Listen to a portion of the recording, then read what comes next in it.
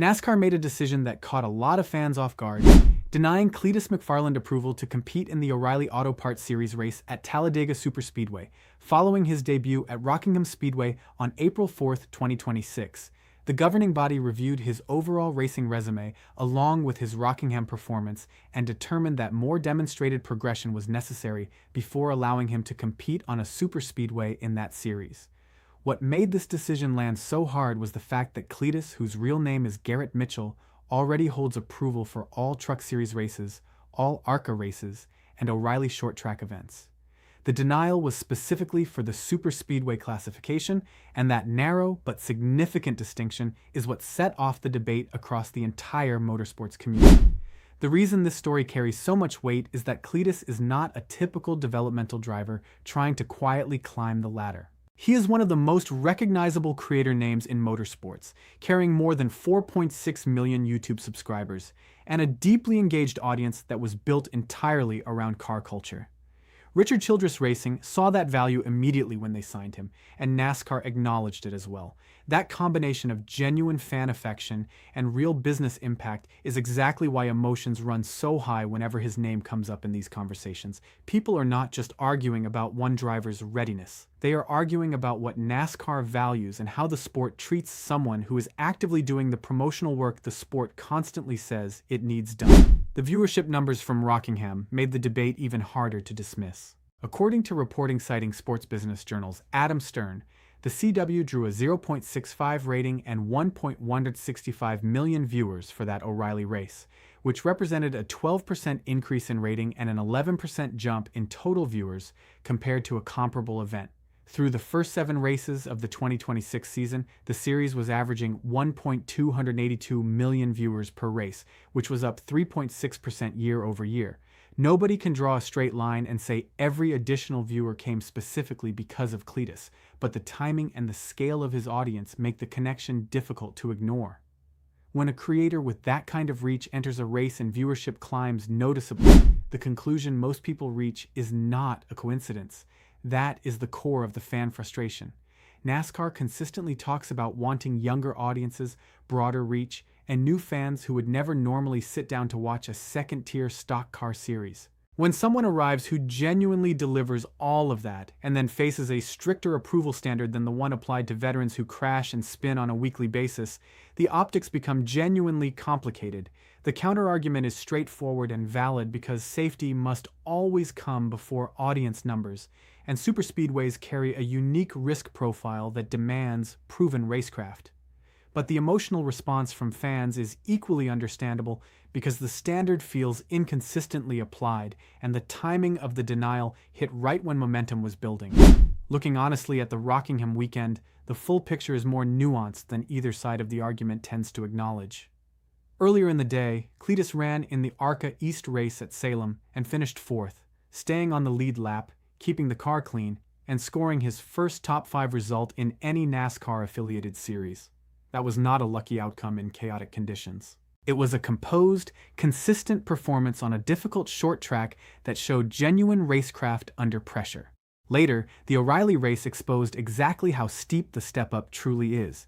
He started 35th, struggled with the car's handling on multiple occasions, received a speeding penalty, and spun on lap 206 before eventually finishing 32nd and 6 laps down. That is not a performance that demands immediate promotion to the highest available track classification, but it is also not the kind of disaster that justifies writing someone off. He brought the car home. He survived a genuinely brutal learning experience at a level above where he had competed before. His driving instincts kept him out of serious trouble on multiple slides that could have ended the day and damaged equipment far beyond what actually occurred.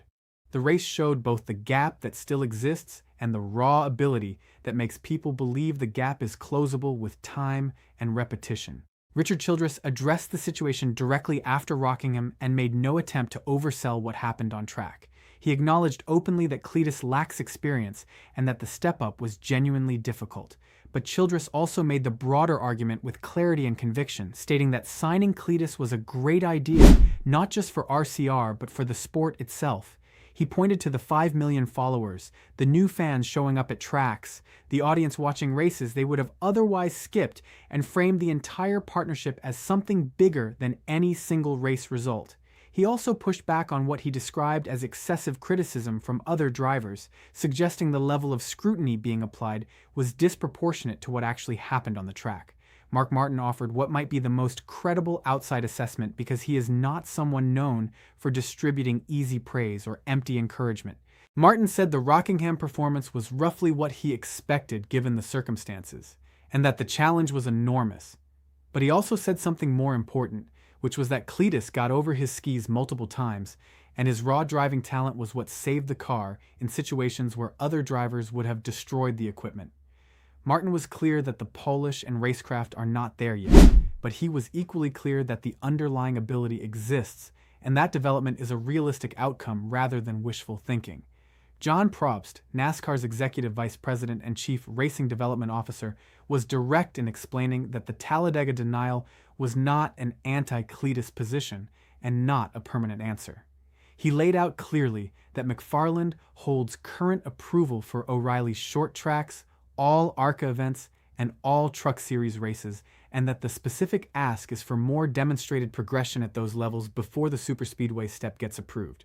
Probst also made a point of saying that NASCAR views Cleetus positively and values what he has brought to the sport, which matters because it separates the institutional stance from the kind of dismissiveness the online reaction sometimes assumed was behind the decision.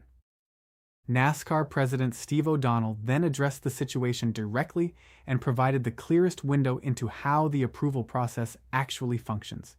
He explained that the evaluation is not based on a fixed checklist, but instead happens race by race, with each result informing the next conversation. He said the progression NASCAR needs to see is real but ongoing, and that the right call is to let the next race happen and evaluate from there. O'Donnell acknowledged that Cleetus is hugely popular and that the sport wants him succeeding, but he also drew a firm line by saying that the drivers competing at these events are among the best in the world and that the approval process exists to protect everyone on track. The framing was not dismissal. It was a conditional delay with a clear mechanism for changing the answer. The most important detail inside O'Donnell's comments is the part that tends to get lost in the frustration. He is not closing the door. He is describing what opening it looks like, and the criteria he outlined are things Cleetus is fully capable of addressing through the approvals he already holds.